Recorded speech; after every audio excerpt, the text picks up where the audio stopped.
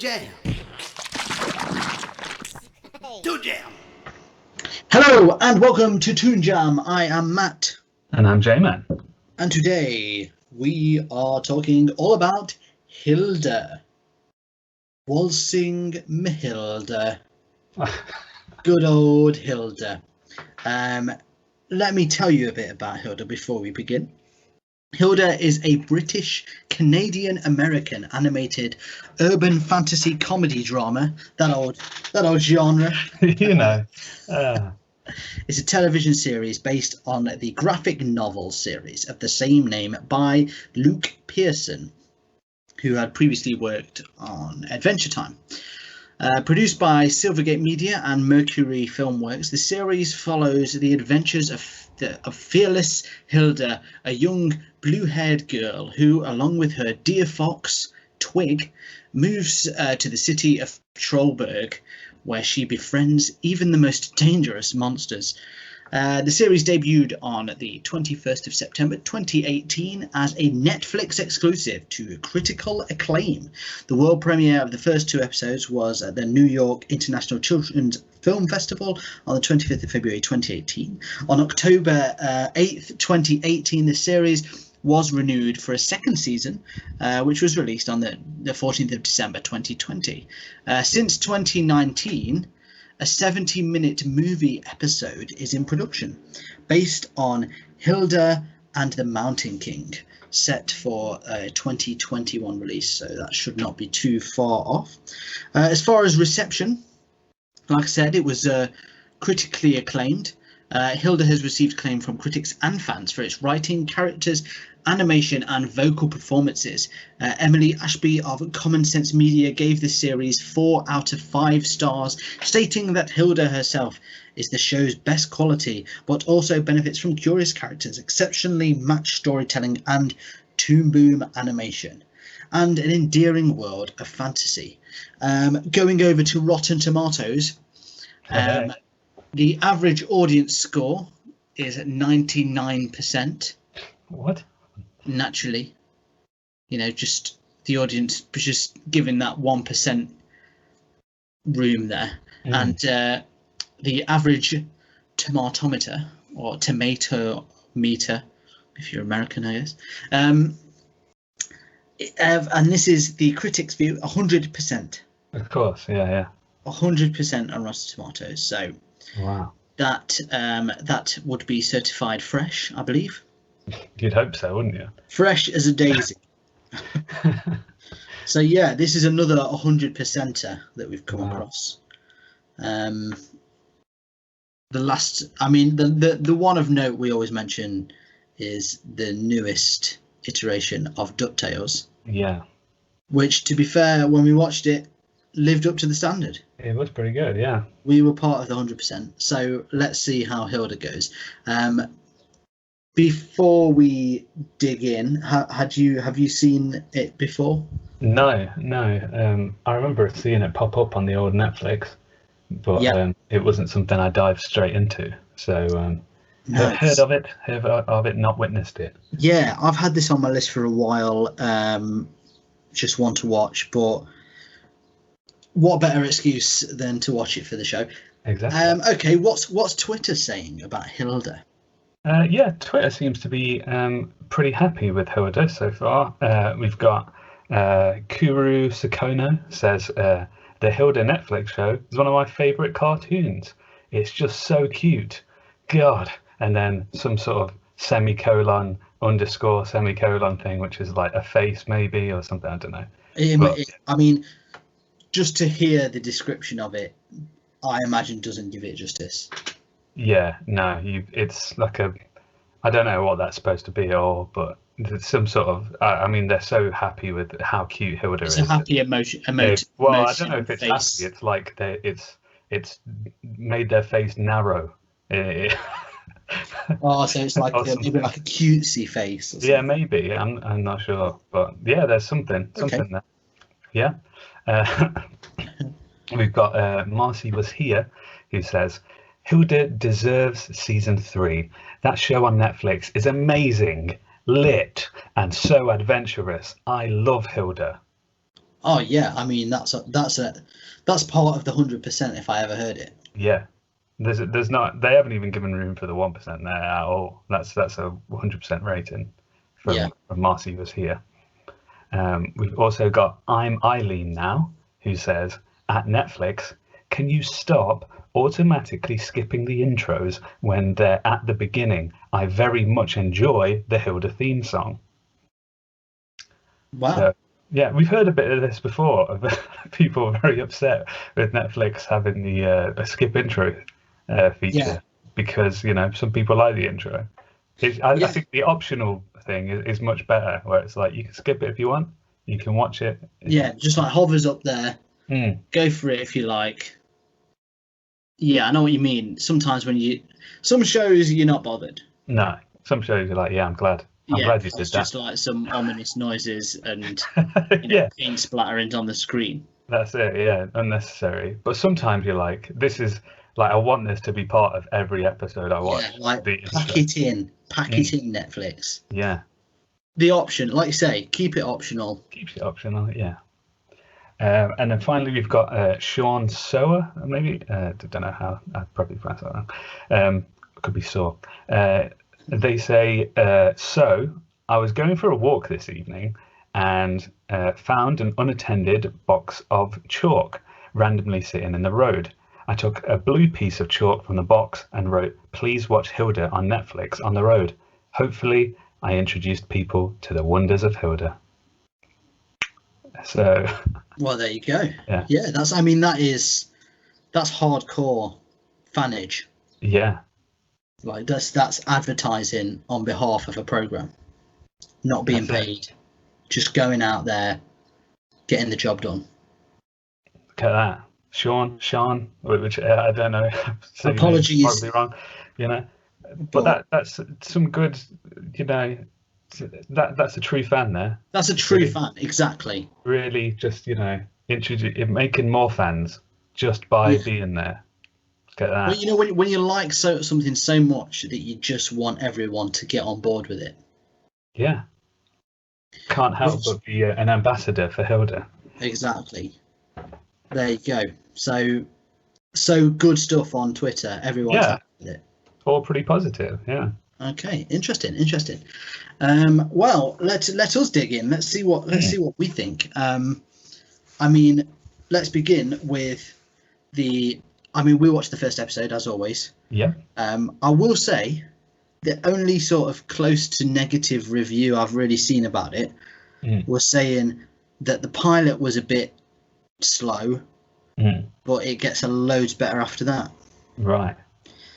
Which is interesting because it's also the only review I read on IMDb. That is interesting. So I guess take that into mind. But it begins. We've got the intro, that has been mentioned already for its joy. How did you find that? Yeah, it was all right. It sort of I think it got you into the mood of what Hilda is, didn't it? Really, What I did find interesting in the first episode, it almost felt like it had two intros. Yeah, because there's this sort of like opening little story that's not really the episode, isn't there? Yeah, and it's like when she's sort of going through the forest and stuff to just music. Yeah. I kind of switched off and just thought this is the intro, and then I was like, hold on, I've just seen the intro. Is it going to do it again? Yeah, there was a moment where I was like, oh, is this whole show just like it's got no just running dialogue or anything? It's just like it's just music. That'd be quite cool. But then she spoke, and I was like, I was wrong. But I will say that so there was like an opening, like a short almost. Yeah. I don't know if that continues. Obviously, like I say, we've only watched the first episode, but I quite like that. Yeah, it was good. I quite like it because it wasn't like, old school where they just have 2 10-minute episodes. It was full on just like a nice little short bit, and then you've got the episode. Yeah. And the short bit kind of has the, what I will say is from what we've seen is it seems to be a lot of like Scandinavian folklore.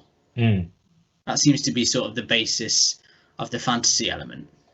Yeah. Which to be fair, there's not much out there with that. Yeah, I thought that, but my thoughts on it were that when she opened her mouth, I thought it was weird that she was really English. I wasn't expecting that. Like, for some reason, I don't know. I don't know whether I thought she was going to be American for some reason or whatever. Yeah, I think it's always a thing, isn't it? You don't know what to expect. But like, I thought it'd be. Like, I'm surprised they didn't have sort of like more of a Scandinavian kind of voice to the characters or something. Yeah. It doesn't look like it's set in England, does it? No, you're very aware that it's. I mean, it looks to be sort of it is a fantasy world. As far as I'm aware, there's nowhere called Trollberg. Yeah. As far as I'm aware, and I apologise for any real residents of. Oh man, the Trollberg natives right now are absolutely up in arms. Yeah, so my apologies for that, but I think that there isn't such a place, and that I've not offended anyone. So it is a fantasy world, so it doesn't matter too much. But at the same time, it's so Scandinavian, it's so obviously Scandinavian that it seems weird. Because it would make more sense. Like, I think it would be less jarring if it was American, even. Yeah. Because it's closer to like. It's just not. It just doesn't look English, or British, should I say? Yeah. So I think that's a personal hang-up of mine anyway. Is that like in fantasy stuff, because we're from here, like it immediately becomes less exciting if somebody sounds like my neighbour across the road. So Whereas for everybody else, it's not the same. I quite like that it was English accents, to be honest. Right. I think because it gave me a sort of and this, I suppose, both of these really have nothing to do with the quality of the show, because it's your hang-up and my sort of nostalgia factor of remembering like British cartoons as a kid, because you don't tend to see, or maybe it's because we watch a lot of American ones, but we don't tend to watch many of them. No, that's true. They do have them, but. We do have cartoons over here. Just a heads up. But I think they tend to be directed at a much younger audience, don't they? On average, I would say. Yeah, I'd say so. Yeah. So I mean that and like I sort of trailed off a little bit in my head at that point where I was like where I can't think of a cartoon that does have like a like a Scandinavian or like. Even like I don't know, like Germanic or whatever. Like I can't think of like a main character like in a kids show or whatever that sounds like they're from somewhere else in Europe other than here. Like, which is very strange, really, for saying that there's so many other places, and a lot of the story content comes from those places. It's odd that they're English or American. Yeah, but I suppose, obviously, this is going to be. A worldwide release on Netflix, I imagine. Anything on Netflix they can release wherever they want. So maybe it does add a certain originality, and it gives it its own feel. Whereas other like you just American accent card, it might just fall in with the general hipster cartoons.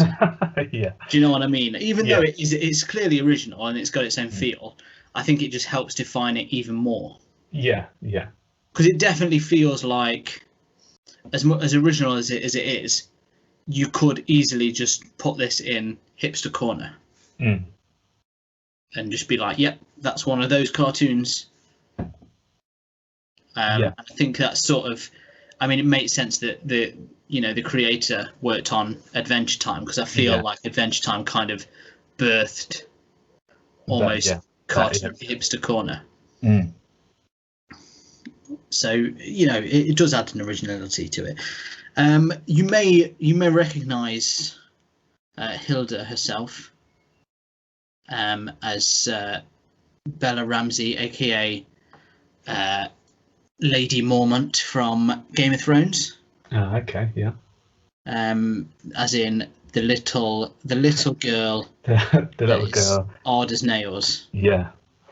And for those younger listeners, the worst witch, the new version. Yes. She's also the worst witch.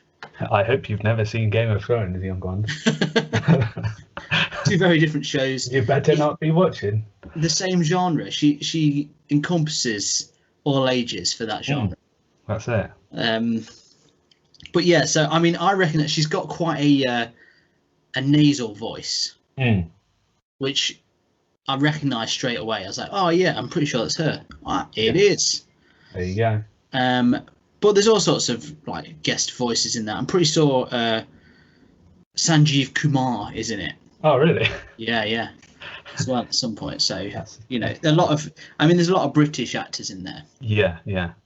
Because they're all British, obviously. That's it. Yeah. Well, let's talk about. So the main episode is sort of she lives in the forest. We've kind of already told you the premise is essentially the first episode, but there's these little people that are trying to move her out. Obviously, from me reading out the description, we now know that she does end up moving to Trollberg. Right. It's the first episode is a cliffhanger in a way. Yeah. So we don't know yet until we watch episode 2. If we watch episode 2, we don't know what's going on other than what I've just said. But I do feel like it ended a bit abruptly. Yeah. Like it was almost like, well, that's weird.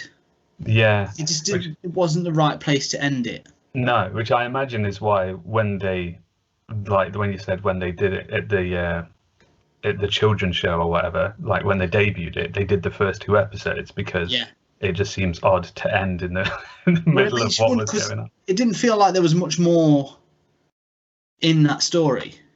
Obviously, that we'd find out, but what I think surprised me about it was the fact that, as much as I liked the bit at the start with the little extra sort of short episode, if you'd not had that, you probably could have finished this episode. Yeah, that's true. Because it didn't feel like there was another half of a story left. No. But maybe that's just a pilot thing. They wanted to end on a cliffhanger to get people watching. Yeah. Obviously, it's a Netflix show. Netflix like to do that. That's true. I mean, we've watched a few Netflix shows now, and they're usually pretty good quality. Yeah. But they definitely have a certain. They don't all have a similar feel to them, but they have something to them that doesn't feel like, like what you're used to with a cartoon. And I think it's that the stories have to carry on. Yeah. In a way. That's it. Yeah. There's no usual cartoon stuff is everything's resolved by the end of the episode, or it's not, and then you come in next episode and it's as if it's got resolved, but while you weren't watching. Yeah, which is always, there's something like there's a joy to almost having like that acceptance that someone's arm got severed off at the end of an episode and then it's just there again. Yeah, it's calming, isn't it? That like everything's going to be all right tomorrow, essentially. Yeah. Like, no worries. But yeah, with these, there's just constant story arc, isn't there? Like, it's always you got to watch the next one. You've got to watch the next one, which is like, I guess that's something that we didn't necessarily have when we were growing up, because it's like you could just watch the odd episode and it was like, yeah, that was cool, and you can go on with your day. Whereas like now you're kind of on the hook a little bit more, aren't you? Like, yeah, and I think there's almost like there's something I wonder how much. Obviously, this has got a lot of big fans, as we've seen on Twitter, and people have obviously watched through it and loved it, which is awesome. But I wonder, when it comes to certain shows that need to commit to a series, almost stops them from being seen as much as they would have been. Yeah, because like obviously the way we watch things, and we've talked about it so many times, has completely changed, and it's no longer you just put whatever is on and check it out and that's rubbish, but I've seen like 7 episodes of this show that I absolutely hate because the one I like is on after. Yeah. And it's kind of one of those things where does it mean that we get like more specific shows, or does it mean like weird, quirky shows won't go on as long because they don't get that boost? Yeah, maybe. I don't know. It's hard to say, isn't it? Because I mean, I would say yeah. this is a weird, quirky show. Mm. And when you look at what I'm going to start calling hipster corner, most of them are weird, quirky shows. Yeah. But I mean, I think a lot of Netflix stuff in general tends to be like quite specific, doesn't it? Yeah. And you know, it doesn't always get, you know, greenlit for another season and stuff. Like, you know, there's a lot of stuff that's been cancelled that has upset people. And maybe because of the way that it's like you've got to be you're selective with it at the same time, like as a viewer now, instead of having the knock on of like sit down for an hour and, you know, whatever's on what is on sort of thing. Like, well, that's the thing, and I kind of miss just watching the odd episode here and there, because it's something where like there's so many things I'll just never watch. Yeah. Because you have to watch it from the start and sit through it all and true, it, and there's so much on there. Yeah. But sometimes you just want to stick something on in the background. I mean, I imagine there's loads of people that have got a massive list of things they want to watch, yet are probably still watching the odd thing they've already seen. Yeah. Just because it's nice to have that on in the background almost, isn't it? Like, you know, you don't, if you have it on, you don't have to commit to focusing on it. That's it. You can do something while you can, you know, maybe do your work at home or whatever it is you do, eat your dinner, and you know you don't have to be watching every second of it. Yeah, I mean, there is a shuffle function on Netflix now as well, so you can. I've seen this. What a strange thing. I know. Yeah, you can randomly just pick whatever, and it will just put a show on for you. Yeah. But which, I mean, in the case of, you know, everything's a 20-minute episode that's like throwaway, would be all right. But the fact that like you say, most Netflix shows, you're gonna have to sit in for a whole season to actually like get what's going on. It's not really, it doesn't really work the same way, does it? No. It's such a bizarre thing. Yeah. Like, I guess the principle of what I was just saying kind of is that, but at the same time, you know it's going to do it in order anyway. Yeah. And it's just going to be chucking like, oh yeah, I just put what, like, you know, an episode of Breaking Bad on in the background. I've never seen it. It's just a bit too much in it. Yeah. You can't. No, it doesn't really. I'm really confused to like whether people actually use that function or not. Like maybe for kids it'd work. I don't know. But even then, sort of, surely you want to scope out what show your kids watching. I know. Yeah. Anyway, so yeah. I suppose you could do it on a kid's account, but yeah. I think there's probably a certain amount of what we're saying is just like, you know, nostalgia and the stuff we know, and the fact that it's changed. Like kids now, you know, you've got the sort of YouTube generation and all that. They don't watch things like we used to. Yeah. And I suppose the thing with YouTube is that like it does then sort of almost randomly pick something for you to watch next in a way. Like not necessarily because there's an algorithm and stuff, but you know, there'll be something that you haven't seen coming up next if you just leave it to auto. It'd be easier to watch a random episode, wouldn't it, on YouTube? Yeah. I know what you mean. But yeah, going back to Hilda, going back to Hilda after our tangent.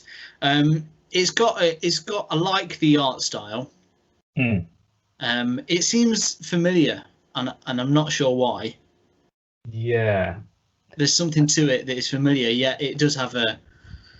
I mean, we've probably mentioned before. We used to work. We used to own a comic book shop, so it could just be that we've seen the book. Yeah. Like on free comic book day or something, you get loads in, and obviously you get loads of books in anyway. I can't remember half the stuff we ordered in. Yeah. So it could just be that that's what I'm remembering. Yeah, I think what's good about it is that like it almost looks like the other cartoons in a way, but it's just sort of like it's not quite as clean looking, is it? Like it's not super clean, which I know a lot of people don't really enjoy at the minute because that seems to be the look of a lot of sort of modern cartoons. So they sort of like they've got a bit of noise on the lines of stuff, so like not every line is smooth. And it's like it's drawn with a thick pencil. Yeah, yeah. And then there's like a bit of like, seems to be a bit of like texture on stuff where it'd just be sort of flat, sort of nothing. So it's added a little bit of flavour to the look of it and stuff, which it goes a long way because, on the whole, like it generally, like the shapes and stuff could be another cartoon, but just because they've added that little bit of something, it looks unique, like. Yeah. And it works really well for the woodland kind of setting and stuff, and like a lot of the character design's really cool. Like that, I liked the troll. Yeah. Like with the and like the wooden man. yeah, he was well cool. The wooden man, he was like my favorite character. barely said anything, but just came in, read a book, and then left. And I think, do you know what? Like I was thinking, like the only other thing I can think that sort of taps into the sort of Scandinavian folklore in a cartoon. Do you know what I'm going to say? What are you going to say? It's the Moomins. And this is like, if you actually wanted to show your kids something that wouldn't traumatize them for the rest of their lives. Yeah. You do this. Whereas if you want your kids to, if you're thinking they need to be a bit braver, you could try them with Moomin, but oh man, be so careful. Yeah, Moomin. We just watched the one episode and have like never gone back to it. We need to read fear. There's so many versions as well. I know, yeah. I don't know if I'm willing to. I think I need to prepare myself mentally for. Maybe at Halloween. Yeah. So that's like what we need. The spookiest moment episode. Yeah. But yeah, this has that sort of feel to it, but it is a much nicer feel. Yeah, it's a lot friendlier. It's a lot. It's Hilda overcoming a lot of the things that I guess kids would be faced with in a way, or you're faced with in a fantasy environment, because the troll initially is kind of scary, but she figures out a way that it's like, oh, it's just we can just sort it out, we can be friends at the end. And the little sort of invisible people that seem to be terrorizing them. Yeah, that was kind of scary. There was like a whole poltergeist moment where like the things in the house started getting thrown everywhere. I was like, oh, this is kind of spooky. But then again, it's like it's kind of resolved.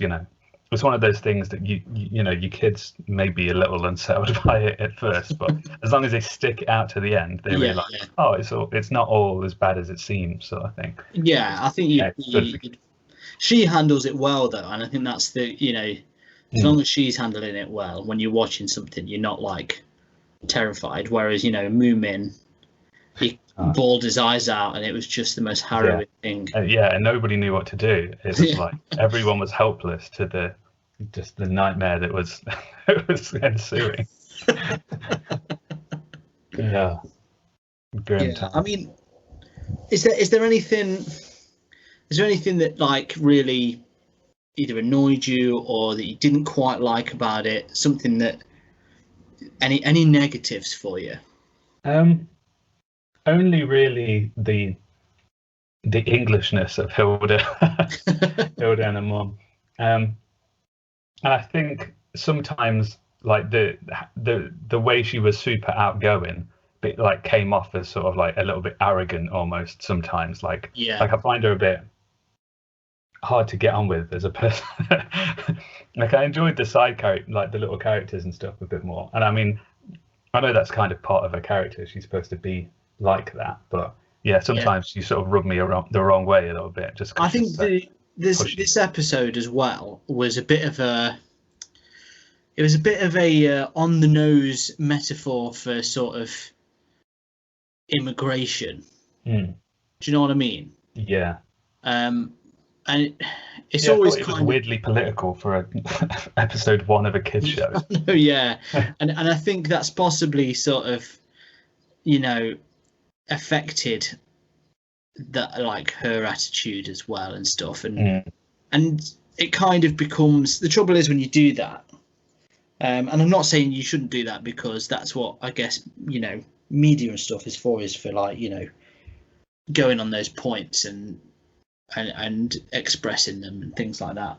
But when you do it, sometimes the characters can sort of serve as just a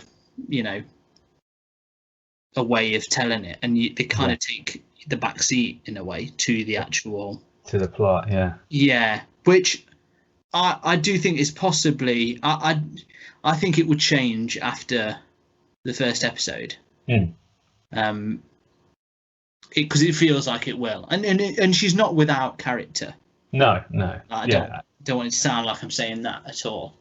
No, she's definitely like got her own way of doing things. But I think you're right. Maybe it's just what was going on in the episode, because in the intro bit, like I found her a lot more endearing. Like when she was out having a stroll, doing stuff with their little fox deer friend, and in a way you could kind of put the same metaphor on that short, and it didn't it wasn't so on the nose.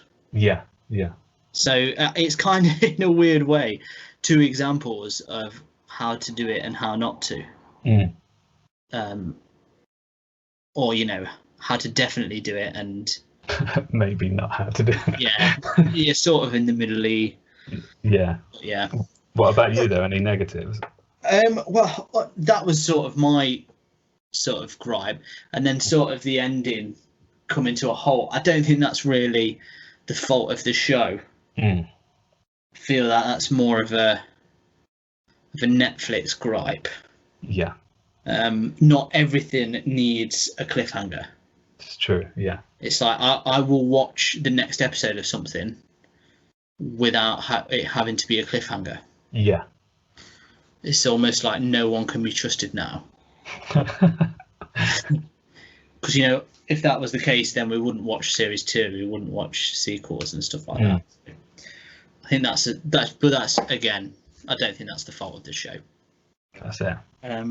But otherwise, shall we head over to our final reviews? Yes.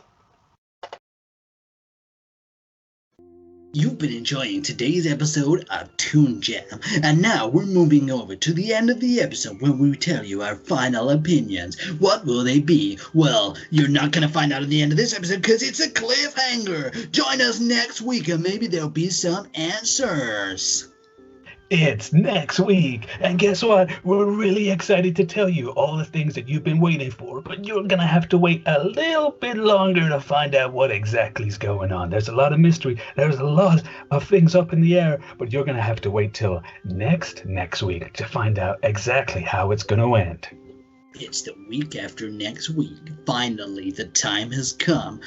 The cliffhanger might be answered. All these things going on, it just feels like more questions. Time's running out, and guess what? No answer, because you're gonna have to wait till the season finale, the week after next week. You're joining us at the season finale. Time to get everything wrapped up. All the conclusions, everything you've been waiting for. You've been teetering on the edge of your seat for so long, you're ready to fall off. And you just can't wait, because here we are, ready to tell you how it's gonna go down. But not quite yet. You're gonna have to wait till next season. It's a season cliffhanger, baby, and that's how we do it. Hold your horses for a little bit longer. Wait for a whole year. Finally, it's come. Season 2. It's been cancelled.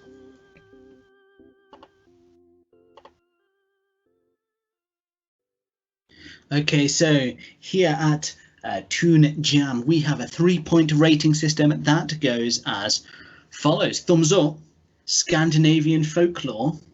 Yeah. We're all in. It's fresh. It's here. Thumbs down. The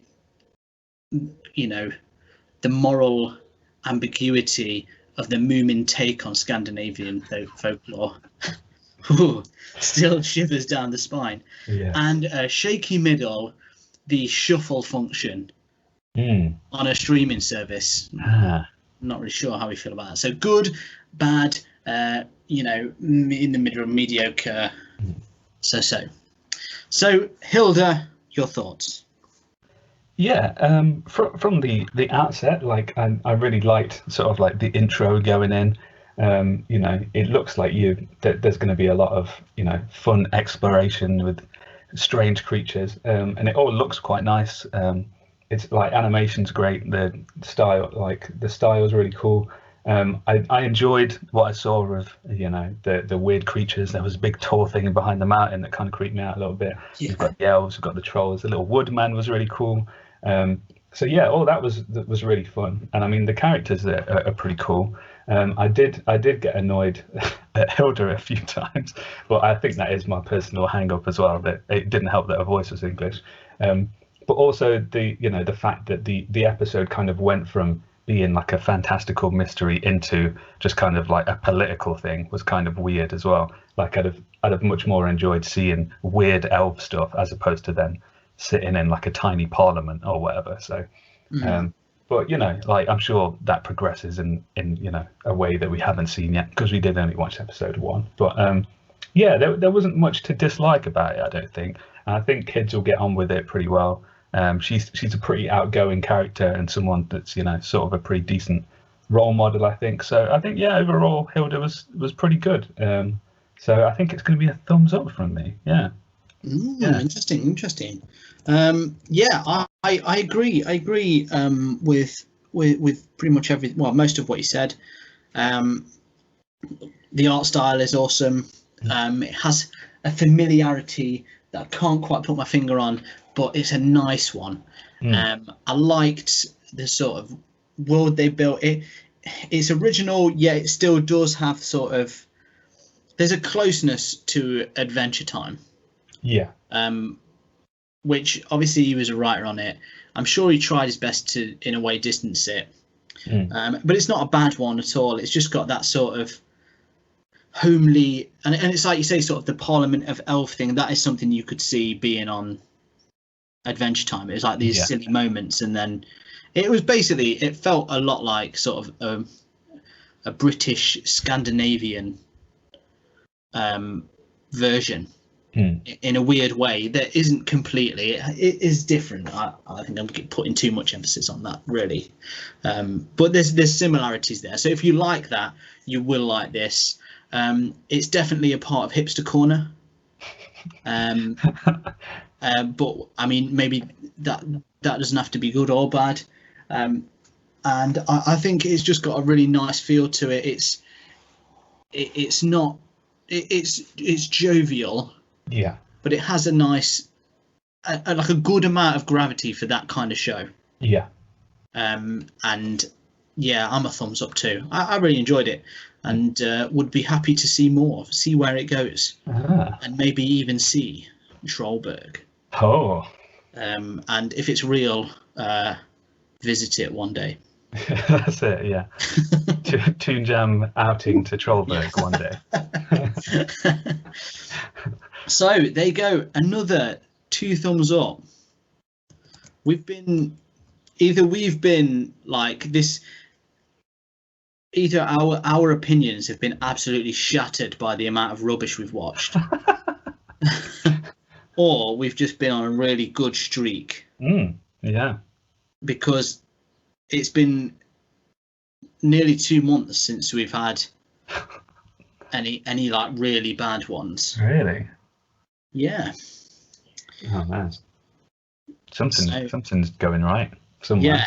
Yeah. So maybe, I don't know, maybe it's going to get really bad. Of terrible things coming up, but we're picking them. But thank you for listening. Thank you at home. Thank you. I hope you enjoyed today's episode. If you did, please feel free to rate and review us. It really, really helps us out. Whatever you listen to us on, just takes 2 seconds. Just a thumbs up. Great show. Check it out. Helps people find us. If you'd like bonus episodes, you can go over to our Patreon, which is patreon.com/ToonJamPod. There's extra episodes there that go back for a while now. We've been doing different themes on there. We've done Through the Ages. We're currently doing Heroes Remixed. We've done video games. We've done all sorts. So check that out.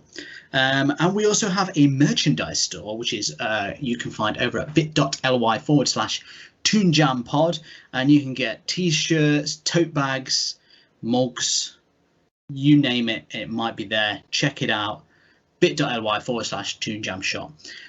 Otherwise, all that's left to say once again is thank you for listening, and until next time, you stay jammy.